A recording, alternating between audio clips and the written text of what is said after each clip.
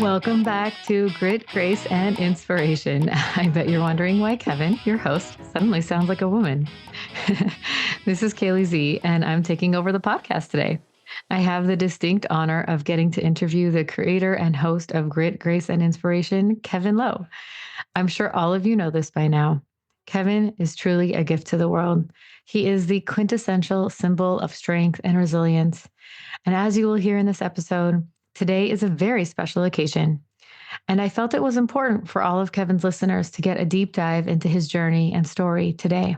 We will learn how, in fact, Kevin became the beacon of hope and strength that he is, and how he created this space for inspiration and transformation, which is really what the podcast is. I'm really excited to guide all of us on this journey together today. So please join me in welcoming our very special guest / host, Kevin Lowe.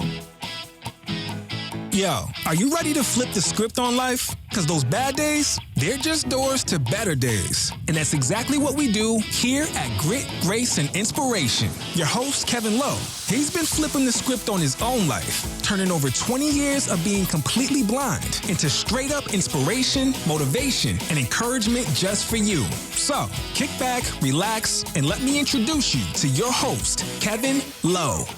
Wow. Well, I feel so honored today to get to interview you, Kevin. So I'll just let everyone know my name is Kaley, and this is the greatest honor. I put Kevin on the spot all of a sudden and said, wait a second, have you been interviewed? Maybe you should be interviewed. So today we are doing this very special interview in honor of your anniversary. So why don't you get us started there, Kevin? What does it mean that this is your anniversary? Yeah, so October 28th of this year was my 21st anniversary of, as I say, the day that both my life was saved and the anniversary of the day that my life was forever changed because of that marking also the day that I became completely blind. Yeah. And, obviously I have so many questions. I feel I'm the one being interviewed a lot. This is very different for me to get to interview you. And I just want to say in preparation for this, it was extremely humbling to realize that, first of all, there's so much I hope that we'll be able to share today. But just in hearing you talk about this anniversary, you were pretty young, right? How old were you? I was 17. So I was in my junior year of high school. Yeah. Which for all of us listening, you can only imagine what that's like. And it's bittersweet in a sense. Your life was saved. And did you know when you went into this, this all unfolded from a surgery, correct? Correct. So we found out that I had a brain tumor. It was non-cancerous, thank goodness. But yeah, so this all relates to me going in to have this brain tumor removed that they literally, at the time that we had found it, they gave me only 6 months to live if it wasn't removed. Wow. So here we are celebrating. And, if everyone could see me right now, I'd be, lifting a glass for you and toasting to your life. We're celebrating your life, and yet that surgery did not go as planned. Did you know was this a risk? Were you told that this could be a risk? Yes. So if anybody's ever had any type of procedure before, you know that the doctors, they always go through all the big, long list of possible risks, Sure. And it's ironic now when I think back on it, because I always remember the last one he said, and it was a 1% possibility of becoming blind. Oh, I'm covered in chills. That was the last risk you were told, and it was 1%. Yes. Yeah. So I say you can, decide how you want to look at it. I'm either the most unlucky or the luckiest person alive. Oh, gosh. See, Kevin, this is why I feel so honored to interview you, because you just said that. Oh, of course you would say that. Yeah. So, I mean, you've already opened so much I want to ask you about. When you found out that, go back a little bit. When you found out that there was a brain tumor, your mom, I actually got a chance to talk to your mom. That was the coolest thing ever, by the way. She's so special. She told me about that moment and how she just sort of was frozen staring. And she just said, I just kept staring. And I just kept staring at him, at the doctor. What was that moment like for you? The moment when you found out there was a tumor, when you were told there was a tumor. So we had went to a doctor. So when all of this whole kind of ball got rolling, basically all started by me going to a new family doctor. And that doctor basically was the one who put all the pieces together of all these different symptoms I was having. I had always had like migraine headaches. I wasn't growing. I mean, 17 years old, I hadn't gone through puberty. Oh, all these things that my pediatrician always just kept blowing off, basically that I was just a late bloomer, that I'm just going to be short, oh my God. all this stuff. And That's so frustrating. And so, exactly. And so when we went to this new doctor, and he was just a new family doctor in town, and he was the one who told my mom out in the hallway, like, listen, we need to get him to a specialist. And so that then brings up the first time that the term brain tumor was ever said was in the doctor's office of the endocrinologist. But you had now spent not just years, like your entire childhood, right? Going through different symptoms that they were just ignoring, kind of like, he'll grow out of it? Yes, absolutely. Yeah, my entire childhood was, when you look at it now from the big picture, it was just textbook symptoms that should never have been missed. Oh my gosh, Kevin. Like what? Tell us about those symptoms. What was your childhood like? So I think it was maybe in kindergarten is when I failed the eye exam at school. And so that started my journey of getting glasses. Then as I would continue to grow up and keep going to eye doctors, all of the eye doctors I went to, they always found it strange that they could never get my vision to perfectly correct, even with glasses. So there was always sort of something off. Yes. Same thing with my mom. She would tell the pediatrician, she's like, you don't understand. She's like, he drinks more than any human you've ever seen. I mean, Kaley, I didn't know what a night's sleep was, because I literally, when I would go to bed at night, I would wake up every single hour, and I would wake up, I would use the bathroom, I'd get a drink of water, go back to bed, and repeat. Oh my gosh. And so another textbook symptom of what was going on. And so when I would go to school, I wouldn't be able to drink enough. And so at the end of every school day, especially starting in middle school is when it got really bad, I would come home every day with a raging migraine headache. It was because I was totally dehydrated. Oh my gosh. And literally, I remember my Nana, she would pick me up from school, and I'd come home and I would literally drink an entire pitcher of tea.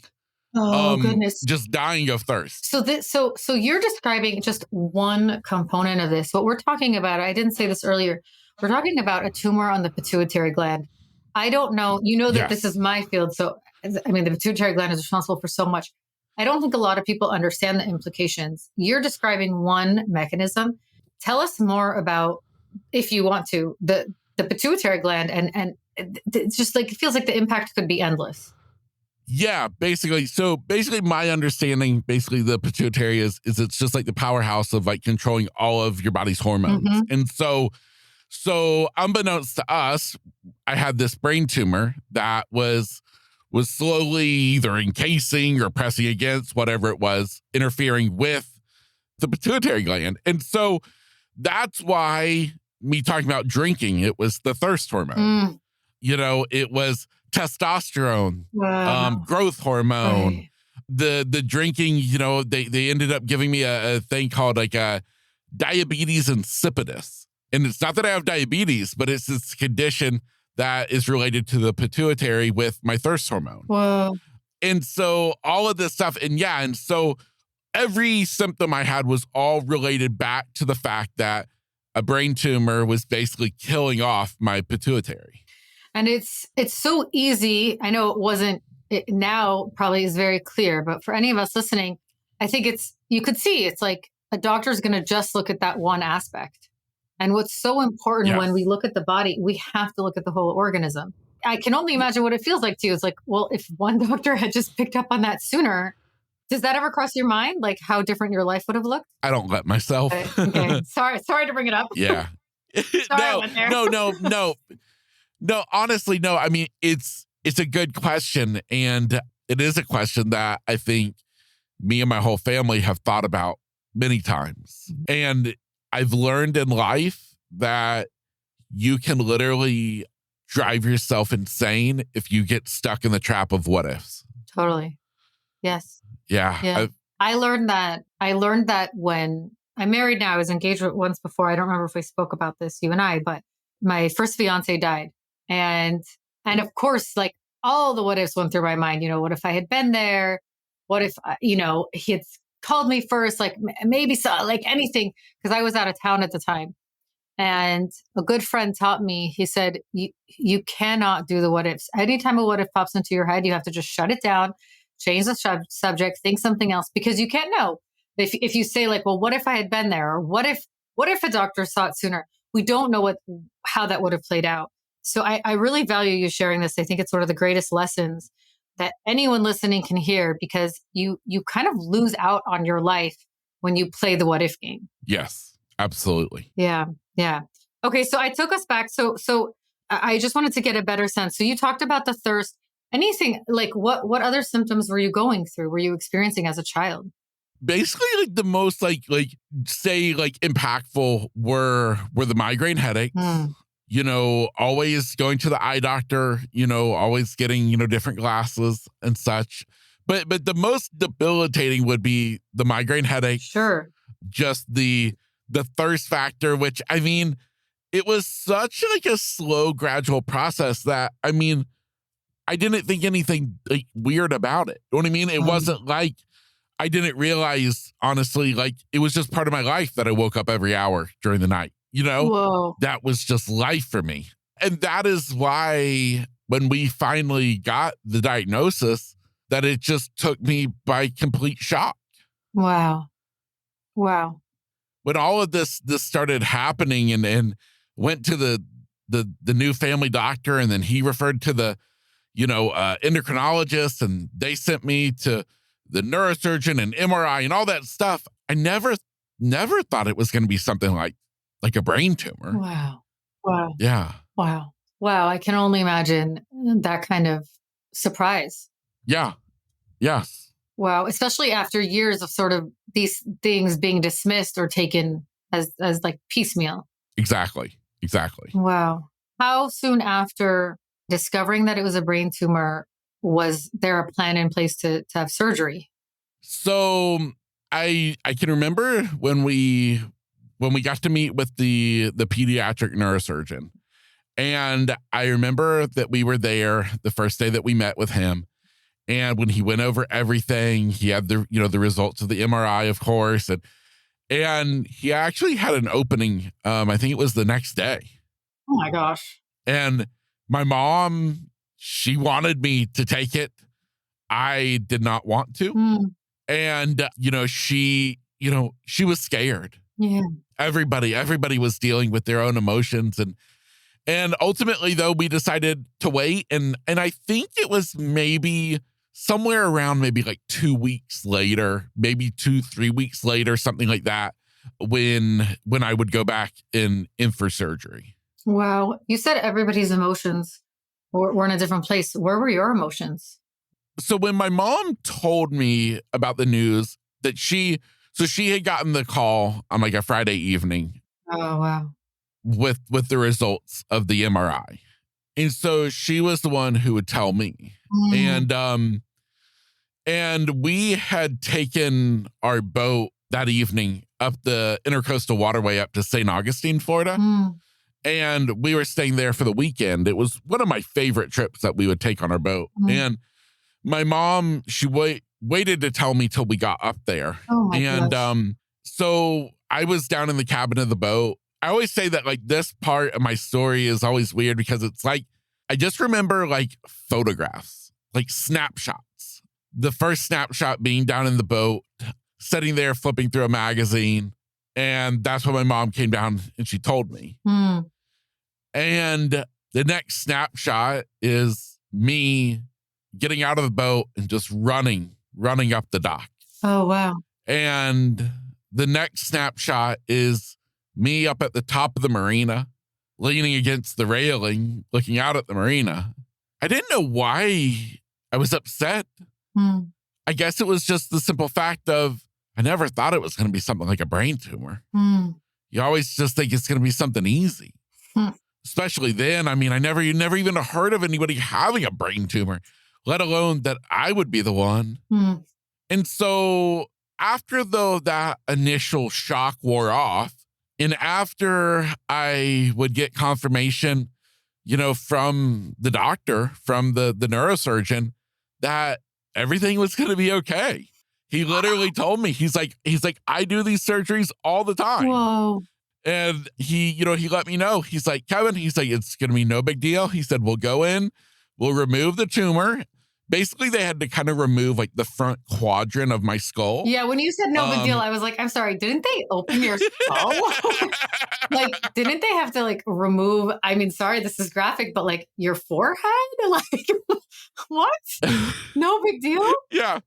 It was no big deal to the neurosurgeon. Oh my gosh. But honestly, like for me, and so, literally, I mean, he told me, I'd be back to school in 3 weeks. Wow. And so I've always had a really good personality.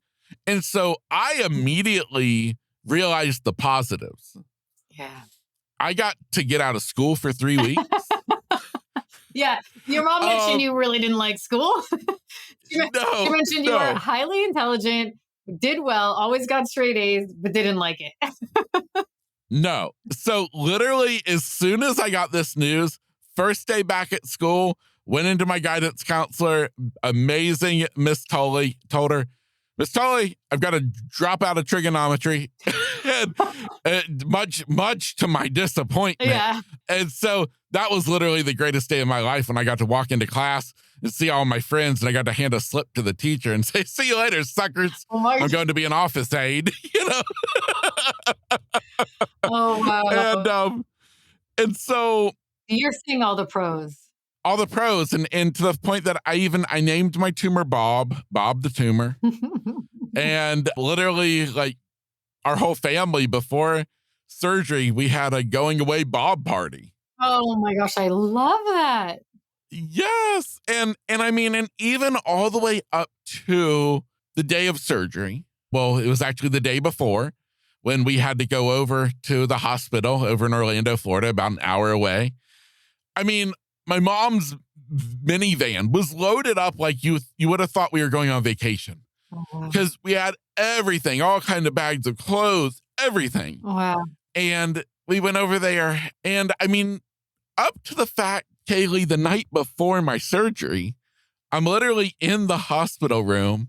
My family's there. I wanted Outback Steakhouse for dinner. So literally my sister and aunt went out and got takeout from Outback for everybody. Nice. And I'm literally sitting in my hospital bed, eating my Outback steak. Wow.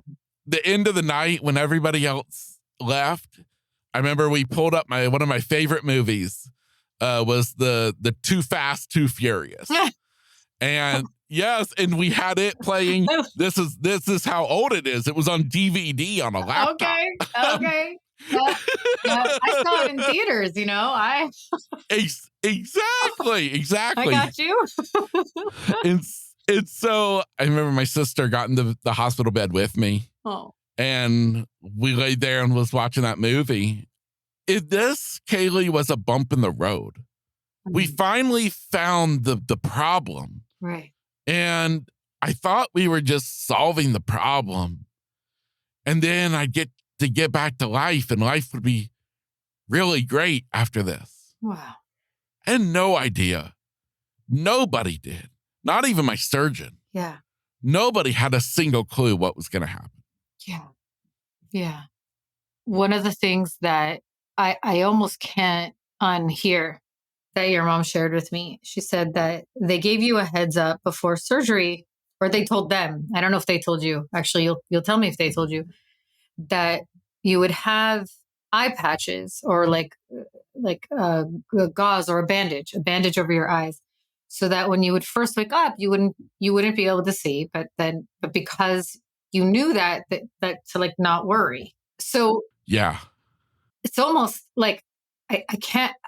I can't even imagine what that means for you to then have found out that like you were told to like, okay, that's just normal, stay calm. But so then it was like a Yeah. delay. You only realized much later, right? Yeah. I always say it's really tricky because I don't really know. Like, everybody wants like that really like awesome point of the story. Like, when did you realize that you were blind? You know? And like, as somebody who loves a good story, I wish I had a good like climactic point, you know? Like, unfortunately, I don't. And you're right. Though my mom says that she really thinks that that's partly to do why when I did start waking up that I didn't freak out is because they had told us that. You know? So, yeah. Wow. Wow. When you did realize, what was that like for you? What were your first thoughts? What ensued in the following days? I had my surgery October 28th. I stayed in the ICU and didn't come home until I think November 13th. I think I came home on my sister's birthday. Oh, wow. Your I don't family, remember. you guys have big milestone days. Okay. Wow. Yeah. And so I don't remember any of the time in the hospital after surgery. My memory doesn't come back until sometime later, being back at home. And I can tell you that for a really long time, every day when I woke up in the morning, I had to face the reality that I couldn't see, especially because every single night I'd go to bed and I'd beg God with all my being to let me see again. And I truly knew that God could heal. And I knew that God is capable of everything, of anything. And I would beg and I would plead to him to please let me wake up in the morning and be able to see. And yet every morning I'd wake up and I'd open my eyes and I'd see the same thing that I did when they were closed. Wow. How you share this saying, I know God can do anything. How do you maintain that faith? Here you are years later, still wake up seeing the same thing as when they're closed. God has blessed me, Kaley, in the most amazing ways possible. It took a really long time to be able to understand it and to believe it, and that this was all in God's plan. When I look back on my childhood, Kaley, everything about my childhood was in preparation for what was to come. Wow. He made me a kid who was super organized, a skill that lends its hand to when you become blind. Wow. He made me a kid who always wanted to try something new. I mean, my mom will tell you that I drove her crazy as a kid. She did tell me that. I didn't test her. He's right. She did say that. It was like, how many hobbies? Surfing. Well, every few weeks was something new, right? Yeah, pretty much. Exactly. And so God was letting me just try out all kinds of things. Wow. To the fact also of being blessed with an opportunity to get to travel. I mean, I got to, see the Florida Keys. I got to go up snow skiing in Snowshoe, West Virginia. I even got to, in middle school, we went to Alaska. Wow. That's so cool. I got to see Alaska. Wow. God let me see all of these things. And then even the little stuff, like the fact that my sister, Tiffany, she's 5 years older than me. Yeah. I remember when she was in like her junior and senior year of high school, same high school that I would go to, Seabreeze. And I hung out with Tiffany and her friends all the time. I went to all the high school parties with Tiffany. I went to all the high school football games. I went to the concerts and everything with all of them. You lived large. I got to live out my senior year. Then all of this to say, God was preparing me, and especially prepared me when I was in, I think it was 6th grade. So I guess I was probably 12 years old when I would go to my Nana's house every morning. My mom would drop me off at Nana's. She would take my sister to school. Then she would go to work. And then Nana would take me to middle school and then pick me up in the afternoon. It was one morning I had been helping my Nana with a program that she was doing through her church, through First Baptist. And it was a program called Faith. And it was a program that she had no understanding of why in the world she would volunteer to sign up for, because it was totally out of her comfort zone. Okay. And it was where like her and a small group would literally like visit people's homes and sit down and talk with them and go through this whole like faith program. And so she had to have this stuff like memorized. And so every morning she would help like quiz me on my stuff. And then I would quiz Nana on her little studies of the faith program. Oh, this is so cute. Yes. And so we would do that every morning before middle school. Well, all of a sudden, one day, it was towards the end when Nana had gotten really good, had got the whole thing nailed down. Something changed because when she was telling it back to me, all of a sudden, she was speaking to me. And she came over. She had been over in her recliner. I was over on the couch, and she came over and she knelt down in front of me, and she took my hands, and together I accepted Jesus into my life as my Lord and Savior. Kaley, I didn't realize that that was the greatest gift that I would ever be given until 5 years later, when I would enter into a world of hell. And the only way that I would be able to make it out is through Jesus. That was the final thing he had to do to prepare me for what was to come. And so today, I can tell you that I believe in all my heart and all my being that God had it in his plan for me to become blind at 17 years old, because he knew that I would make a greater difference in this world, having gone through what I did, than if I hadn't. I have to find great honor that God chose me to be the one. You know, I believe that what you're sharing is actually all of our lives. That if any of us really took the time to look back on our lives, we would see that each step was preparing us for right now. Yeah. And then for the next challenge or for the next milestone, for the next stage. Yeah. But it takes some digging, that doesn't come easily to most people. What was your journey like in you're sharing this? Did you, and yet you were, every night begging, let me see in the morning. When did it click for you that, oh, I was chosen? Oh, good gracious. A really long time. It took the better part of about 10 years before I even came to a place where I was finally ready to really move on with life. Wow. I finally realized, like I said, it took about 10 years, that I didn't have to give up on my faith of seeing again one day. But I realized at that moment that it probably isn't going to be till I'm in heaven. And so right now I got more life to live. Wow. Wow. You had to just really accept. It was a radical acceptance that allows you to then step into a new phase. Absolutely. And it would be sometime later on when I would really come to this point. And honestly, it was probably a lot through this podcast. When I started it back in 2020, and I got into it and I started to understand more of my superpower that God gave me, being able to turn my disability into a superpower. And it was really through the podcast that I got to really understand and bring me to that point of truly understanding that what a gift it is.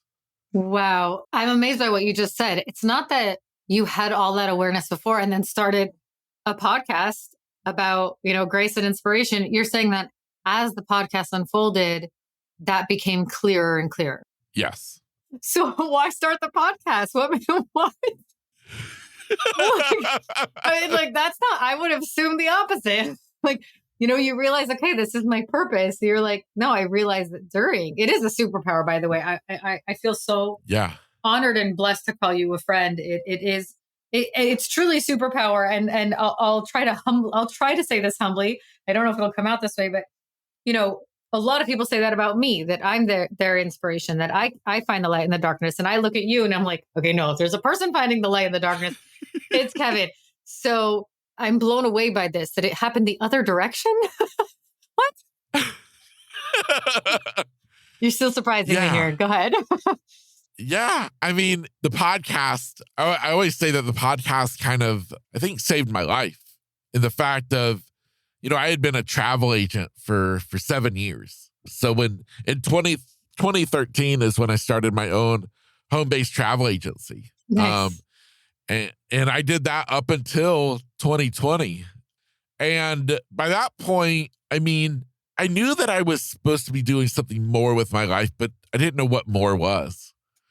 And so then when the pandemic came and we're all stuck in quarantine, and the travel agency, I always say it went from what was going to be my best year ever to the worst year ever. Wow.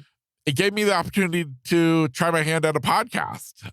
And, Kaley, the joke is that originally I was going to start a YouTube channel. Okay. And so I started getting excited about that. I thought, perfect opportunity. We're in quarantine. Right.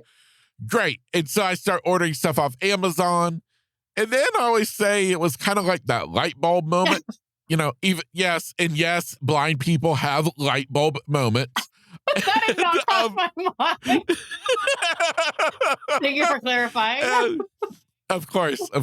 And so I realized, what am I doing? I'm like, if I don't have somebody who is here to film, to do all that stuff, I'm not going to be able to do this on my own. And I can't believe anything crossed your mind, that there's something you can't do on your own. I'm sorry. Hello. Yes. Like, you're telling me how, it's so convenient that I'm really organized. That's very helpful when being blind. I don't even know if people register what that means. But you have to figure out what color your clothes are, like all that. Then you're managing a podcast.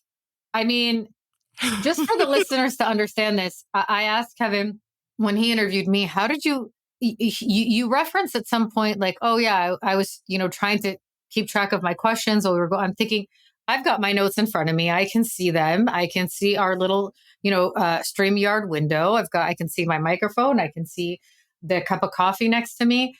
I was like, wait a second, how are you doing that? And you taught me, this was new information for me, that you had, it's just like when people multitask, right? They've got like 7 tabs open on, a browser. I was blown away that you could listen to the next questions coming while you're listening to me. Totally blew me away. So, I mean, when you say like, wait a second, I can't, make this happen. I'm like, I don't know. You probably could, Kevin. No pressure, but if anyone could do a YouTube channel, you probably could. Anyways, that's a different tangent. Go ahead, continue.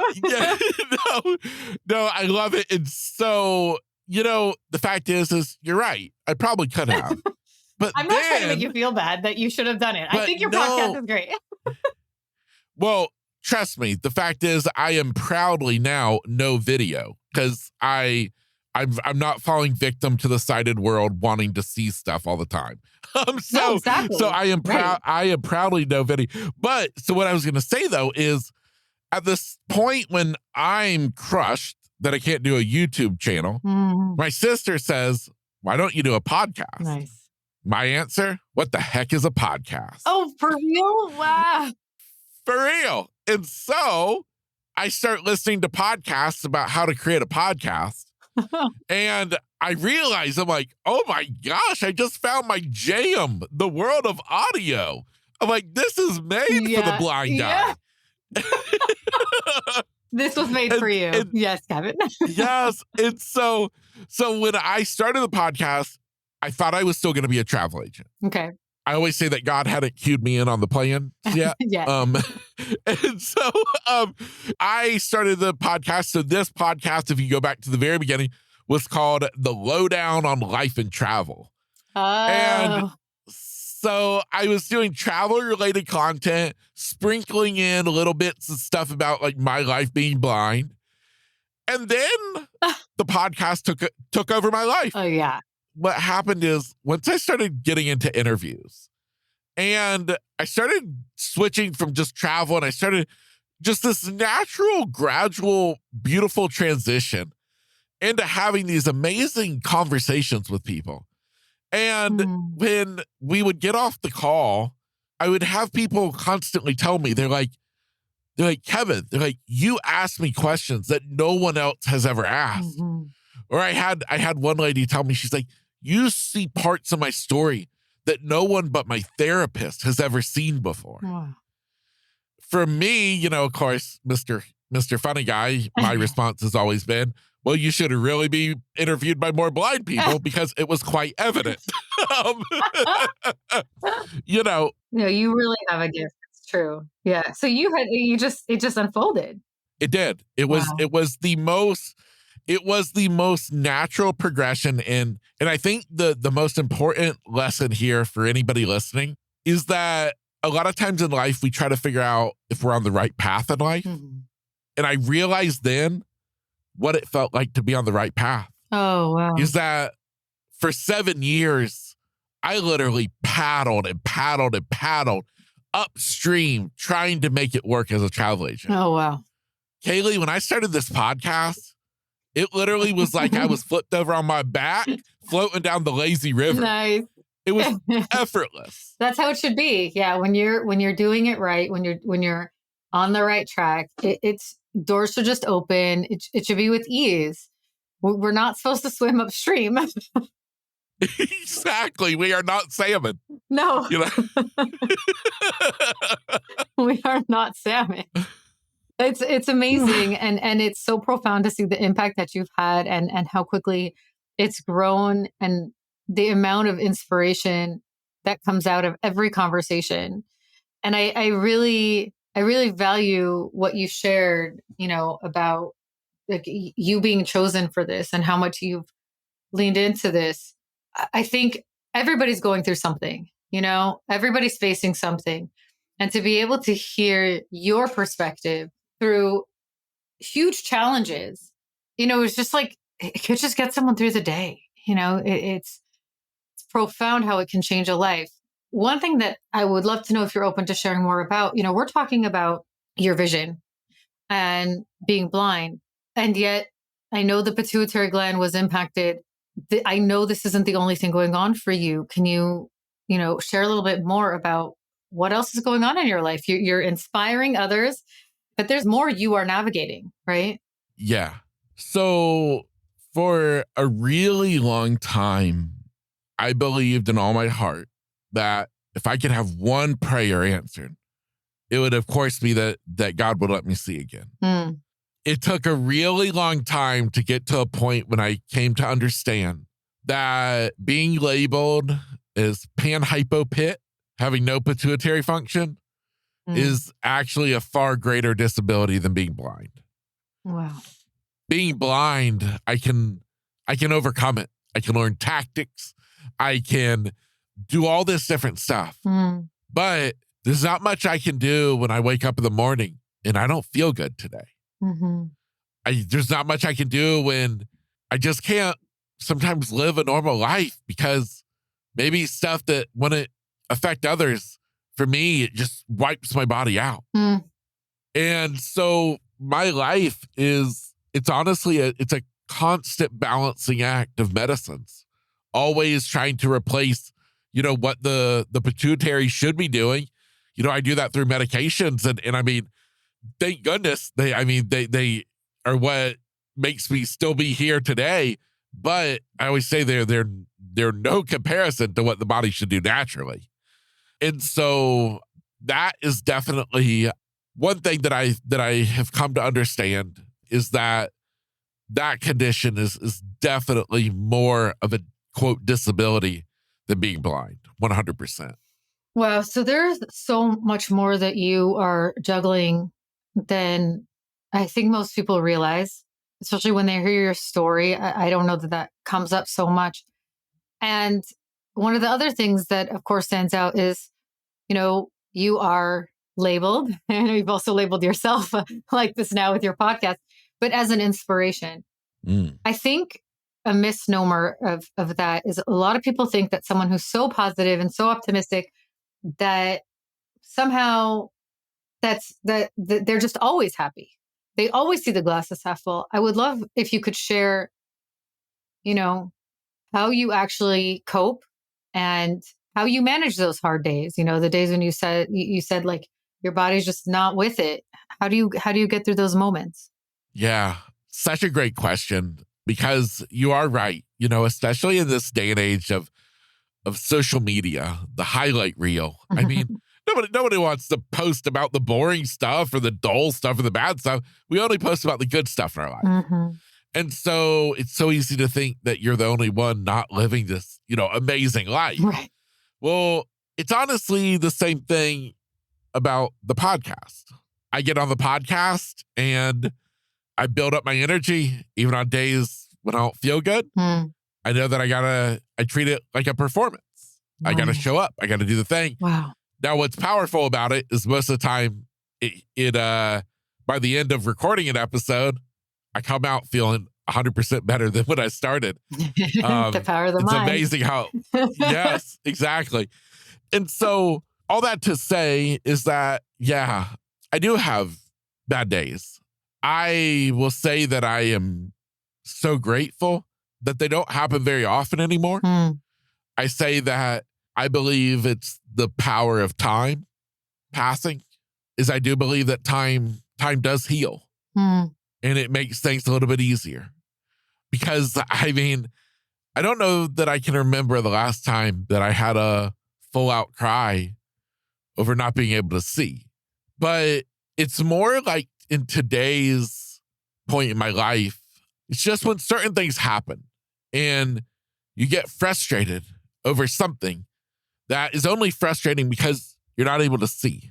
It's something wrong technology-wise. And if I could just see it, I could fix it. Mm-hmm. Or it's a fact of a loss of freedom. Mm. Yeah, I have family. Yes, I could call an Uber. Mm. But it's not the same as walking out your door and getting a car and driving away. Yeah. Those are the kind of things that sometimes can get to you. Mm-hmm. Now, like I said, luckily, 21 years later, rarely do I have those moments that I even think of that. Wow. I just don't. Wow. But I think the most important thing that I want to be able to say is that there's nothing wrong, though, that if you do. Yes. There is nothing wrong with being sad, Yeah. with wanting to cry, of just wanting to stay in bed all day. Mm-hmm. Now, if that turns into a week and months, yeah, then we got to do something. Mm-hmm. But to just have a bad day sometimes, I don't think it's such a bad thing. Yeah. It would almost be weird if you had told me you never had any bad days, you never broke down and cried. I would think that's just weird. That would concern me, Kevin. I'd be like, what? But you shared so beautifully that like it took a decade to actually accept this reality. And I think that's so powerful for people. I think a lot of times people see people like us and think, why aren't they like that? How come they haven't managed to be more positive or to be stronger? Oh, maybe they're just not strong enough. Maybe they're weak and we're the strong ones. Like, no, there's a process here. Some stuff we got to get through. And I really value you sharing so honestly about that. Yeah. Oh, absolutely. It's been a journey. It has been a journey. And I always say though, that I never want people to think that my situation is any worse than say somebody else's. Mm-hmm. That's always been a big thing of me, really ever since I went blind, is wanting people to understand that their problems are just as big to them as what I'm going through for me. Yeah. It doesn't matter. We're not supposed to compare one thing to another. That's not what life is about. Yes. Yes. I felt that so much growing up with illness. We talk about this in a different interview, but I grew up with MS, multiple sclerosis. And I always felt the same, exactly how you're describing. Like I wouldn't have chosen some of the challenges other people were facing around me growing up. And it really taught me that like, you should never compare. This was the lot I was given. And I'm learning to navigate this. I would like to not have to figure out how to adapt to those other situations. Everybody's facing something, Exactly. Yeah. Yeah. There's so much I want to ask you. I don't even know how much time we have. I could be here for days. You mentioned how with something like blindness, you can adapt, you can figure out workarounds.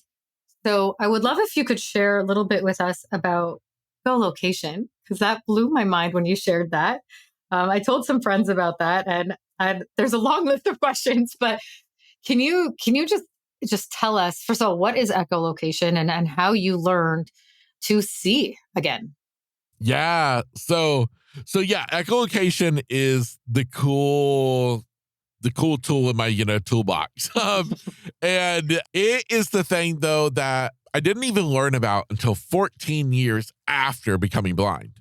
Even though I went to all these places like, blind services, Center for the Visually Impaired, Division, of Blind Services, all these resources that are amazing and have helped me so much throughout the years.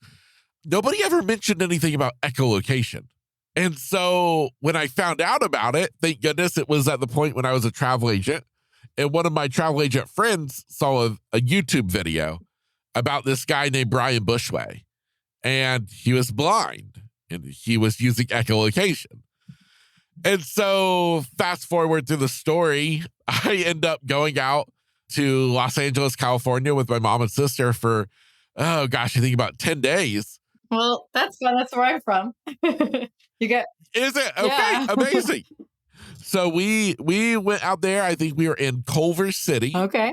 And so I got to train one-on-one with Wow. Brian, Wow. learning echolocation. Now, it was not easy for the first 3 days.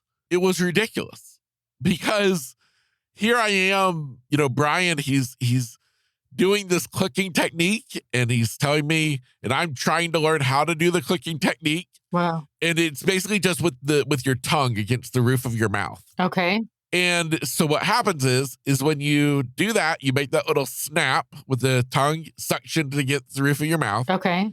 That is a sound that then bounces off of the objects around you, in front of you. They come back through your ears, and your brain's visual cortex learns to interpret them as images.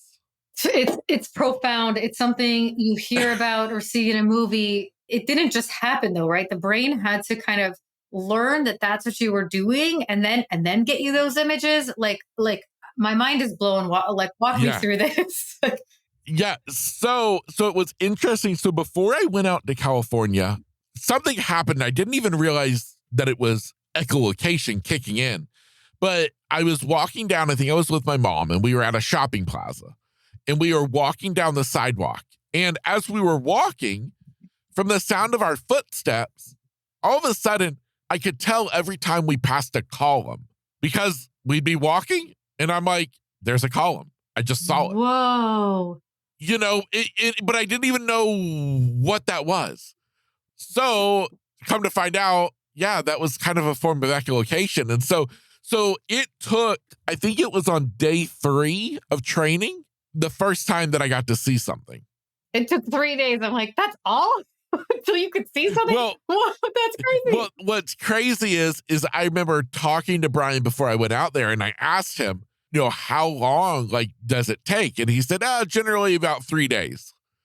And sure enough, I mean, it was day 3 of training. We were in the Airbnb apartment that we had rented. My mom and sister, they would go out every day doing tourist stuff. Me and Brian were working in the apartment, and we were identifying corners of the room because corners are kind of easy to identify. Okay. And so he's having me make the little click, and then I'd back up and make the click. And all of a sudden, it was like somebody turned on a light switch. Wow. Because all of a sudden, Kaley, the wall in front of me, it turned. All of a sudden, I could see it. It was like this fuzzy gray. Huh. But I literally could see the whole wall. And to the point that I could literally walk right up to it and stop without touching Whoa. it. And then I remember I kept doing the clicking technique, and I walked along the wall. And then all of a sudden, it stopped, and it was like this big, dark cavern. It was the opening to the kitchen. Wow. It was like a doorway. So when you say you could see it, can you compare what this site is like now through echolocation versus how you saw before?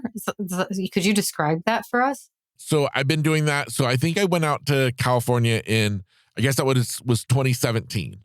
And so it's what, 2024.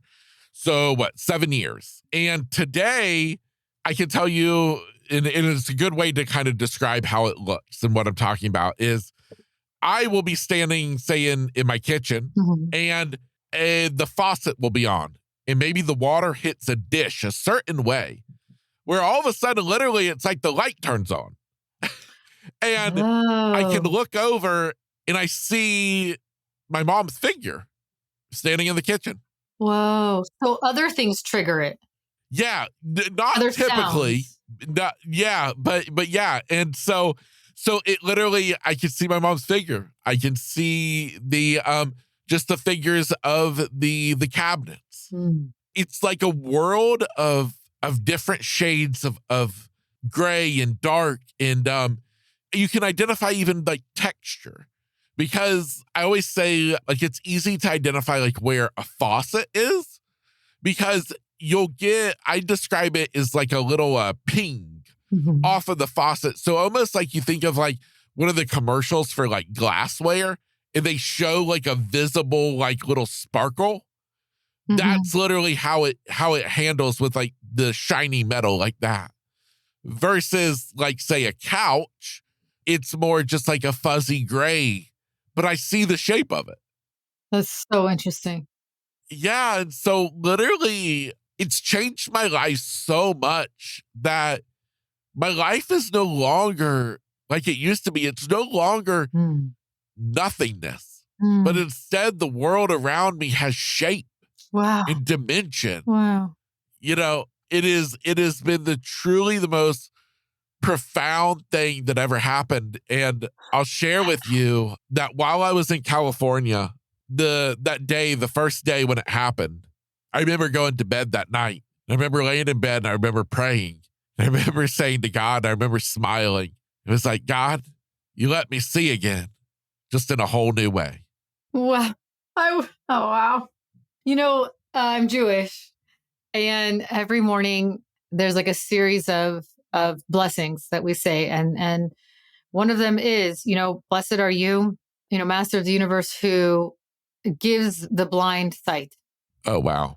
And when you were telling me that every night you went to bed asking to get your sight back. And I knew, of course, you and I have talked about echolocation. I was like, wow, it's like that blessing. And now you just said that. Yes. And I'm like, wow, you actually got to live that. You were given that. I mean, I have that in a very small way. I've had a lot of vision issues and I went blind in one eye. So when I read that blessing, I feel like, yes, I've experienced that. I'm like, but your brain developed you developed an entirely new way to see. Yeah. Yeah. It's been the biggest life changer. Honest to goodness, I am so blessed to have gotten that opportunity to even learn about it because I learned in the blind circles of organizations and stuff. They almost view the whole echolocation thing kind of like doctors view like chiropractors, like they're not real doctors or something. That's so what? Like, that's crazy. This is so powerful. It is crazy. What a gift. Well, and that's what I remember when I realized it and I understood and I learned it. I remember I was so also like upset at the same point thinking, I've been blind for 14 years. Why aren't these organizations teaching this? Yeah, why? I'm like I'm so confused by what you're saying right now. What an amazing gift. Yeah, exactly. And it's been amazing. And what's cool is it blossomed into an amazing friendship that I'm still friends with Brian Bushway. Me and him, we talk all the time. And just two really good friends because of that whole thing. Oh, wow. Well, I mean, he sounds like what an incredible person. I just for technical purposes, I'm just curious. I don't know if you've ever ridden horses, but I'm wondering if the click is similar. Is that similar? Oh, no. Okay. Can we hear it? I'm going to try. My mouth is so dry, but so it's sorry to put you on the spot. So it's kind of more like a, It's much more subtle. Yeah. And so you do it in different circumstances, you can make it louder or quieter. Mm-hmm. And so, but the whole key is when I was learning how to do it, it come out not as a click, but a cluck. Because you can't have two little clicks, just have to have one click. And so it took a while to figure out how to do it really good. And then, I mean, and so, yeah, most everybody, when they try to do it, they instead make a clucking noise. And I'm like, yeah, no, that's not it. Well, that's why you had to do all that training. And I think it's so profound. It's such an amazing example of the power of the human spirit. If you really want something, you just stay determined and dedicated and fly to the other side of the country to figure it out. And the power of the brain, that's yes. And I just want everyone to also hear this. This is already a brain that has been through significant damage, and you still were able to develop, an entirely new skill. It's profound. I want to ask you sort of, maybe it's a weird question. I don't know. If you could go back and the surgeon could tell you that this is what was going to happen. Let's say the surgeon said, look, we're going to save your life. And this, this is the only way. We have to do the surgery. It's what will save your life. But, you'll lose your sight. What would you have done with those 2 weeks? What would you have wanted to see? What do you think you would have done? I'm asking, for others, what we can do to savor the gift of sight that we have. Kaley, the truth is that I often say that when they pushed me through the operating room doors that morning, I remember my mom and dad, they walked back with me. I said goodbye to them as they pushed me through the doors. Mm. If I knew then that I would never get to see their faces again, I don't think I could have allowed them to push me through those doors. Because honest to goodness, becoming blind, Kaley, it has been the most god-awful, hell on earth experience I ever even knew. I didn't even know that such pain could exist on earth. Wow. And so I am so grateful that God did not give me that option. Oh, wow. So you're grateful you didn't know. Yeah. Wow. Definitely. Wow. Because I don't think there's any way I could have prepared myself. And I think it's important, I guess, maybe to even note is that when a lot of people hear blindness, there's actually a very big spectrum of blindness. Mm. Matter of fact, it's a very small percentage of people who say they are blind that are completely blind. Right. Most have some degree of sight, whereas me, I am completely blind. Mm. And so I am so grateful that I did not have that option. Wow.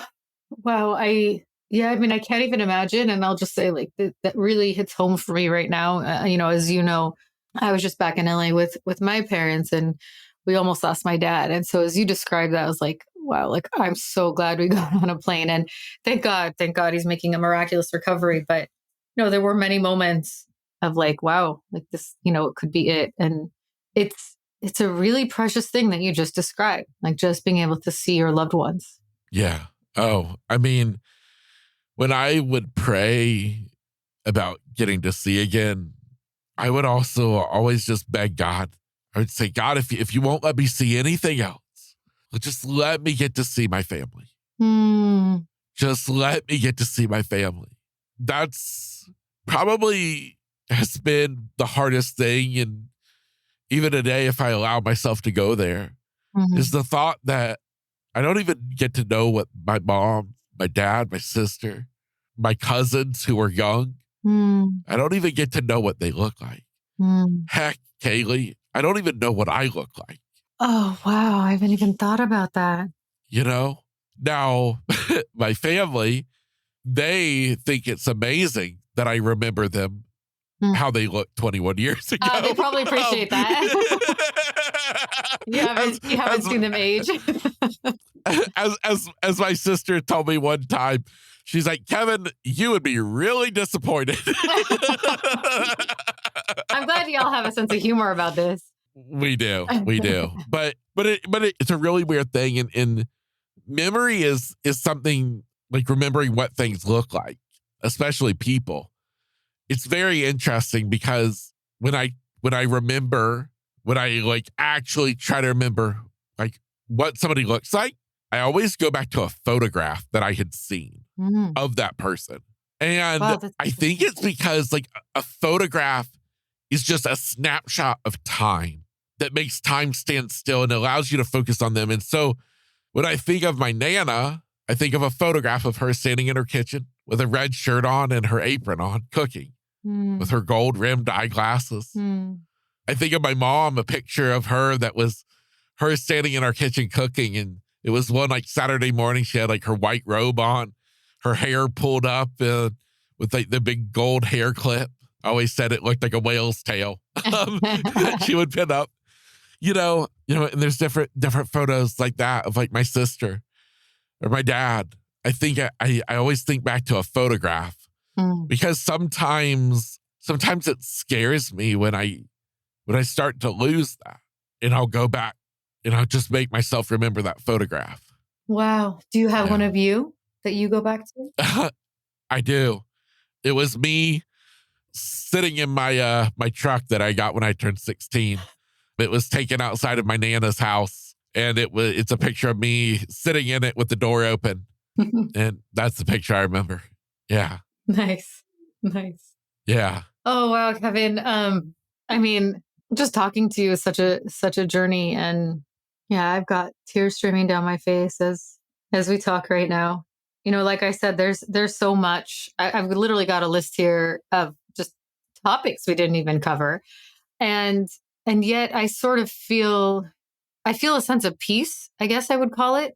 I think that when we talk about today or whenever this is going to air, being close to your anniversary or on your anniversary, and you shared you were chosen. God chose you for this day. This day was also chosen. This anniversary was chosen. And the day that your life was saved, in turn, became a blessing for an innumerable amount of people. Like we can't even count how many people's lives you've touched. And the way that you share, it's like profound. Like you're so real. You're so authentic and so grounded while also like silly and high in the sky, like all of it, so expansive, so spiritual. It's like, it's just such a blessing, and you are such a blessing. And I want to just say, like, I really want to ask. I want to ask that God, continues to bless you with continued miracles. And I do want to ask for your sight. Like, well, let's keep asking for that. That it's like you're still going to be the blessing. You're still going to be inspiring. I'm here, to ask for that and for your health, and more than anything, that you continue to have the energy, the desire, the willingness to keep, having these conversations, inspiring others, to keep showing up every day, even on the hard days. And I just want to thank you. It's a weird moment. I'm like, can I thank you on behalf of like the thousands of people who've experienced you? I'm going to do that. I'm doing that. Like that's my thank you, and I'm grateful to God for bringing you on this journey. Oh, Kaley, I always say that we don't get to always choose what happens in this life, but yes, I know. But we, yes. but I think we do get to choose what we do with it. When I started this podcast, I had no idea that I would get to meet people like you. And I've come to understand that in this life, the things that matter the most are the people we meet and the experiences we have. Well, this podcast, I say it checks both of those boxes. Because I get to meet people like you. I get to have an experience with you. And I can't think of a better thing to do. And the fact of getting to meet you, to have you do this amazing episode today on such a special occasion for me personally, it means the world to hear you coming from the person who you are and how highly I think of you. I thank you in the most sincere way possible. I think, Kevin, we established the last time we spoke, or not the last time we spoke, the first time we spoke, clearly we are soul family. And one of the things that I've learned through my journey is that we come here with a mission. Our souls come here with a mission, and our soul groups sort of go, okay, I'm going to help you with this. I'm going to help you with that. And let's hope along the way. We remind each other of our mission, of our path, and you do your best to hope that you actually, live your purpose and fulfill your mission. Maybe you even get to a part of it, maybe not all of it, but okay, some of it is still success. And being able to know you and having this conversation with you today on your anniversary is one of those moments that makes me feel like, the fact that we met, the fact that we get to have this connection, to then have this conversation and inspire others is like, we must have planned this. Our souls must have said like, all right, then you're going to talk and then you're going to do this and you're going to do that. And like, that's all I feel right now. I feel like this is a moment of confirmation that, our souls are doing what we're supposed to do, that we're showing up for the mission that we set out to do. It's really amazing when you get those little glimmers and kind of, can peek behind the curtain and go like, oh, okay, yeah, this was that. This is what we wanted. This is what I came for. So it's really special to get to share this moment with you, and everyone gets to hear us have this moment. And if it's appropriate, I want to tell you happy anniversary. And yeah. And what are you going to do with it for yourself, for your family? Because I know obviously this changed your whole family's life. How will you guys be marking this day off air? Oh my goodness. Well, first I will say that I echo everything you say.